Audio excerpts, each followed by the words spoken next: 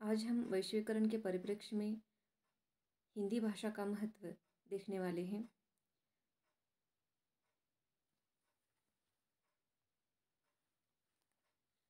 भारत जो है तो बहुभाषी देश है और भाषा की विविधता भारतीय समाज की विलक्षणता है और ये भाषाएं अपने अपने क्षेत्र में अपनी सांस्कृतिक विशेषताओं के साथ प्रयुक्त होती रही है और अपने क्षेत्र के बाहर के भाषा क्षेत्र के लिए किसी भाषा का प्रयोग होता रहा है। भाषागत टकराव की कोई स्थिति नहीं थी, लेकिन अंग्रेज़ यहाँ आए और उन्होंने सुनियोजित ढंग से देशी भाषाओं को दरकिनार कर अंग्रेज़ी और अंग्रेज़ियत की प्रचार प्रसार का प्रबंध किया। भाषा की विविधता और आपसी सहयोग की जड़ें धीरे धीरे शिथिल होने लगी। ब्रिटेन के नेतृत्व में हुए प्रथम भूमंडलीकरण या वैश्वीकरण की प्रक्रिया में मैकले ने जो प्रयास किए, उसके परिणाम स्वरूप देखने में तो लोग भारतीय थे, लेकिन मन मस्तिष्क अंग्रेजियत में ढला हुआ। अपने समाज, धर्म और संस्कृति से कटे लोग मानसिक रूप से अंग्रेज और अंग्रेजियत से पूरे गुलाम बन गए थे। स्वतंत्रता के बाद भी एक वर्ग उन्हीं संस्कारों को लेकर जीता रहा है। स्वतंत्रता प्राप्ति के बाद कुछ दिन देशी चेतना की चिंगारियां दिखाई पड़ी थी, लेकिन 1990 के बाद धीरे धीरे फैलते अमेरिकी भूमंडलीकरण से फिर एक बार देशी चिंगारियों को राख में तब्दील करने के देशी प्रयासों को हवा मिली। आज के भूमंडलीकरण का ज़माना कंप्यूटर, इंटरनेट, बाजार तंत्र का है और इनकी भाषा अंग्रेज़ी है। इसलिए यह आशंका व्यक्त की जा रही है कि हिंदी के स्थान पर अब अंग्रेज़ी देश की एकमात्र संपर्क भाषा बन जाएगी। लेकिन निराश होने की आवश्यकता नहीं है। चंद अंग्रेज दो भले ही कुछ कहे, हम स्वतंत्र भारत के नागरिक हैं। अपनी स्वतंत्रता को बनाए रखने के लिए भाषा और संस्कृति को सक्षम बनाना ही है। सबसे पहले यह गलतफहमी से हमें बाहर आना है कि वैश्वीकरण के बाजारवाद के इस नए दौर में अंग्रेजी के सिवा कोई विकल्प है ही नहीं। हम सब जानकर भी अनजान बने हुए हैं कि विश्व के अनेक समृद्ध देशों में सारा कामकाज अंग्रेजी में न होकर उनकी अपनी राष्ट्रीय भाषा में होता है। जहाँ आवश्यकता हो वहाँ अंग्रेजी अनुवाद का सहारा लिया जाता है। चीन का उदाहरण इस संबंध में बड़ा सटीक है। वैश्वीकरण के परिप्रेक्ष्य में हिंदी भाषा का जो महत्व है, उसमें व्यावसायिक, संचार माध्यम, विज्ञान तथा तकनीकी और राजभाषा के रूप में विकास की जो नई संभावनाएं हैं, उसे इस प्रकार स्पष्ट किया जा सकता है। उद्योग, व्यापार और हिंदी। हिंदी का सही इतिहास देखा जाए तो वह राजाश्रय की अपनी जनाश्रय में पली बड़ी और स्वतंत्रता पूर्व अंग्रेज राज में हिंदी सरकार की भाषा नहीं थी, व्यापार की भाषा थी। आज के वैश्वीकरण के दौर में भी हिंदी व्यापार की भाषा के रूप में ही अधिक प्रचलित है। यद्यपि हमारे यहाँ व्यावसायिक लाभप्रदता और भाषा की आपसी संबंधों को गहराई से देखा नहीं जाता, लेकिन व्यापारी इन संबंधों को जानता है। 130 करोड़ के लगभग 130 करोड़ से लगभग 70 करोड़ लोग जिस भाषा को समझते हैं, लोग बोल सकते हैं, उस भाषा को वह कैसे नज़रअंदाज करेगा। प्रभावशाली संप्रेषण प्रणाली आधुनिक कॉर्पोरेट जगत का एक अनिवार्य हिस्सा है। आने वाले दिनों में हिंदी का एक व्यावसायिक भाषा के रूप में लोकप्रियता बढ़ना असंदिग्ध है। इसीलिए आवश्यक है हिंदी को उद्योग व्यवसाय की विभिन्न प्रयुक्ति के अनुरूप विकसित करने तथा नई पीढ़ी को इस तरह की भाषा प्रयुक्ति के लिए प्रशिक्षण के लिए प्रयास हो। अर्थात उद्योग और व्यापार में हिंदी का प्रचलन अधिक मात्रा में आज हम देख सकते हैं। संचार माध्यम और हिंदी।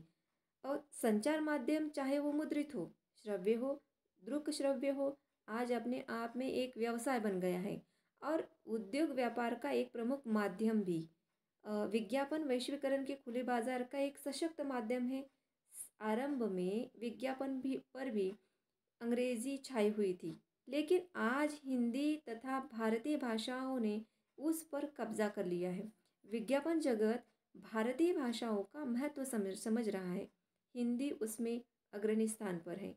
समाचार पत्र पत्रिकाएं, रेडियो, टीवी अब एक व्यवसाय बन गया है और समाचार पत्रों में आज भी अंग्रेजी की प्रतिष्ठा है। लेकिन हकीकत यह है कि भारतीय भाषा और हिंदी पत्र पत्रिका की खपत अंग्रेजी पत्र पत्रिकाओं से कई अधिक गुना है। एफएम रेडियो के रूप में रेडियो ने भी फिर वापसी की है। इसकी भाषा मुख्यतः भारतीय क्षेत्रीय भाषा और हिंदी ही है। टीवी के कई प्रमुख चैनल हिंदी में ही प्रसारण हो रहे, अर्थात हम देख सकते हैं कि संचार माध्यमों में हिंदी का प्रयोग बहुत ही अधिक मात्रा में हो रहा है और वैश्वीकरण के परिप्रेक्ष्य में ये बहुत ही महत्वपूर्ण तत्व हमारे सामने उभर कर आता है। और सूचना प्रौद्योगिकी और हिंदी। सूचना प्रौद्योगिकी में पिछले कुछ वर्षों से क्रांतिकारी परिवर्तन हो रहे हैं। आधुनिक सूचना तंत्र एवं इलेक्ट्रॉनिक मीडिया के चलते आज समूचे विश्व की दूरियां सिमट गई है। इस क्षेत्र में आज भी अंग्रेजी का बोलबाला है। हिंदी तथा अन्य भाषाओं में कंप्यूटर प्रयोग के लिए कई तरह के सॉफ्टवेयर तैयार किए जा रहे हैं। इंटरनेट पर भी देख सकते हैं हम कि कई हिंदी वेबसाइट विद्यमान हैं। देश में इंटरनेट अभी भी नगरों महानगरों तक सीमित है। जब वह ग्राम कस्बों में फैल जाएगा तब अनिवार्य रूप से हिंदी तथा अन्य भारतीय भाषा का भी कंप्यूटर और इंटरनेट पर प्रतिष्ठा पा सकेगी। इस क्षेत्र में भी हिंदी की अपार संभावनाएं हैं और वैश्वीकरण के परिप्रेक्ष्य में हम देख सकते हैं कि आज सूचना प्रौद्योगिकी में हिंदी का स्थान बहुत ही बलबूते से के साथ देखा जा सकता है। विज्ञान तथा तकनीकी हिंदी। अब विज्ञान और तकनीकी हिंदी में हम देख सकते हैं कि यह क्षेत्र भी अंग्रेजी के कब्जे में था और इसके लिए तर्क यह दिया जाता है कि विज्ञान और तकनीकी क्षेत्र में पाश्चात्य देशों का ही बोलबाला रहा है। नए नए वैज्ञानिक आविष्कार और नई नई तकनीक पाश्चात्य देशों से ही आती है, इसीलिए उसके लिए अंग्रेजी ही उपयुक्त भाषा है। हिंदी या अन्य भारतीय भाषाओं में विज्ञान और तकनीकी शिक्षा संभव नहीं है, लेकिन अब इस मानसिकता को बदलना होगा। विज्ञान और तकनीकी क्षेत्र में उधार ज्ञान और उधार की भाषा के सहारे हम दूर तक नहीं जा सकते। इस विकास के लिए भारतीय भाषा को अपनाना आवश्यक है। यद्यपि 10वीं तथा 12वीं तक की विज्ञान की शिक्षा के लिए भारतीय भाषा का प्रयोग किया जाता रहा है, पाठ्य पुस्तकों में लिखी गई हैं, लेकिन इस दिशा में हिंदी के विकास की काफ़ी संभावनाएं देखी जा सकती है। अगला जो विषय है उसमें हम देख सकते हैं कि राजभाषा हिंदी। राजभाषा हिंदी के विषय में हम कह सकते हैं कि संविधान में राजभाषा के रूप में अष्टम सूची में शामिल 22 भाषाएं स्वीकृत आज की जाती हैं। हिंदी जो है तो संघ की राजभाषा है और अंग्रेजी भी। वैश्वीकरण के इस दौर में व्यापार, व्यवसाय, जनसंचार माध्यमों में हिंदी एक प्रमुख भाषा बन गई है, लेकिन कार्यालयों में अंग्रेजी की मानसिकता कम नहीं हुई है, बल्कि और अधिक पुष्ट होती जा रही है। हिंदी में सब कुछ किया जा सकता है, लेकिन राजकाज नहीं हो सकता। एक जनतांत्रिक व्यवस्था में सबसे बुनियादी बात यह है कि राज जवाबदेह हो और राज जवाबदेह हो किसी और भाषा में नहीं हो सकता, वह तो जनभाषा में ही होगा। जनभाषा की अपेक्षा अपनी जवाबदेही की उपेक्षा है, अर्थात राजभाषा हिंदी एक प्रमुख भाषा रूप है और राजकाज में भी इसका प्रयोग अनिवार्य रूप से होना आवश्यक है। भारतीय संस्कृति और हिंदी। वैश्वीकरण में मात्र पश्चिमी पूंजी का ही नहीं, पश्चिमी संस्कृति का भी विस्तारीकरण हो रहा है। और वैश्वीकरण का स्वरूप समरूपता का है। हमारा देश विविधता का है। यहाँ भाषा, धर्म, संस्कृति की विविधता में एकता है। एक यह विविधता में एकता ही भारतीयता है। इसीलिए कहा जा सकता है कि वैश्वीकरण में सबसे बड़ा खतरा भारतीय संस्कृति को है। पहले आधुनिकता के नाम पर भारतीय संस्कृति का पाश्चात्यकरण हुआ। अब वैश्वीकरण के नाम पर अमेरिका की उपभोक्तावादी संस्कृति से संस्कारित एक नई सभ्यता का विकास हो रहा है, देखा जा सकता है। उपभोक्तावादी एक नई अंध संस्कृति का प्रचार प्रसार हो रहा है। इसीलिए टीवी और फिल्म तब सबसे प्रमुख माध्यम बन गए हैं। ऐसी विषम स्थिति में भारतीय भाषाओं को, विशेषकर हिंदी को, अपना सांस्कृतिक योगदान देना आवश्यक है।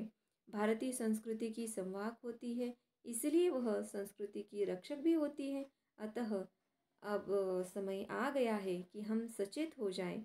अंत में कुल मिलाकर यही कहा जा सकता है कि वैश्वीकरण में हिंदी के सामने कई द्वार तो खोल दिए हैं और कुछ समस्याएं भी उत्पन्न की है।